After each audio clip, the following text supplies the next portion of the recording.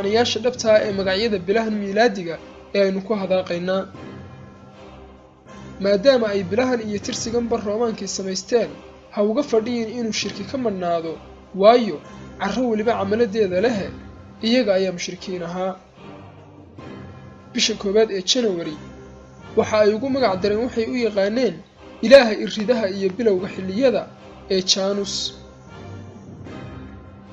bisha labaad ee February-na waxa ay ka soo jeedaa ereyga Febra ama Febrasius oo ahaa afkii Roomaankii hore isdaahirinta. bishaasna way baasaysan jireen oo beeraha ayaanu bixi jirin.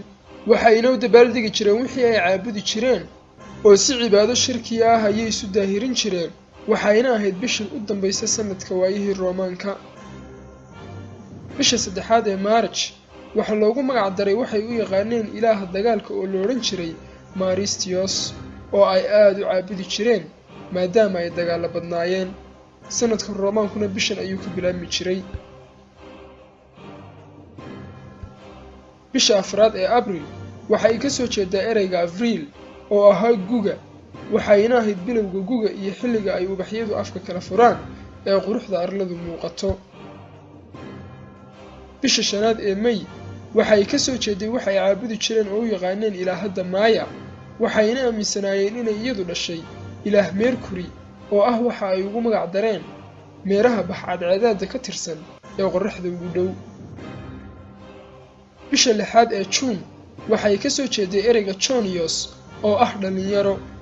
waxaana loogu magac daray maadaama ay dhalinyaradu dabaaldegi jireen maalmahan oo kale oo ciidahooda ugu waaweyn ay ahaayeen. dabaaldeguna kan aynu naqaano ma aha ee waa mid shirki iyo tumasho iyo qurun ku hoos la baahan yihiin.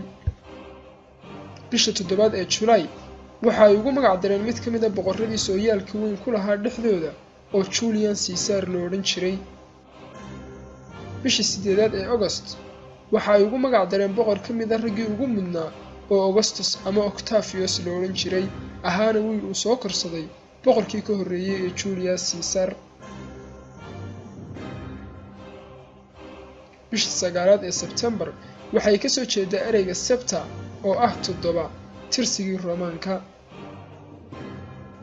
bisha tobnaad ee October waxay ka soo jeedaa ereyga Octa oo ah 8 tirsigii hore ee Roomaanka. bisha 11aad ee November waxay ka soo jeedaa ereyga Nova oo ahaa 9 tirsigii hore ee Roomaanka. bisha 12aad ee December waxay ka soo jeedaa ereyga Desa oo ahaa 10 tirsigii Roomaanka. sanadkii 153 dhalashadii Nabi Ciise hortii ayaa laga dhigay bisha Janaayo bisha koowaad ee sanadka oo markii hore waxa ay ahayd March bisha koowaad ee sanadku. tartiibtaasna ilaa hadda waxba lagama bedelin. bilahana marka af Soomaali ahaan loogu dhawaaqayo waxaa loo akhriyaa qaab ah Janaayo, Febraayo, Maarso, Abriil, Maayo, Juun, Luulyo, Agosto, Sebtembar, Oktoobar, Noofembar, Disembar. maalin kasta oo ay bishu ka bilaabmayso waxa ay Roomaankii hore u yaqaaneen Calendii, waana halka uu ka soo jeedo ereyga Ingiriisiga ah ee jadwalka habtirsiga bilaha sanadka lagu tartiibiyo ee calendar.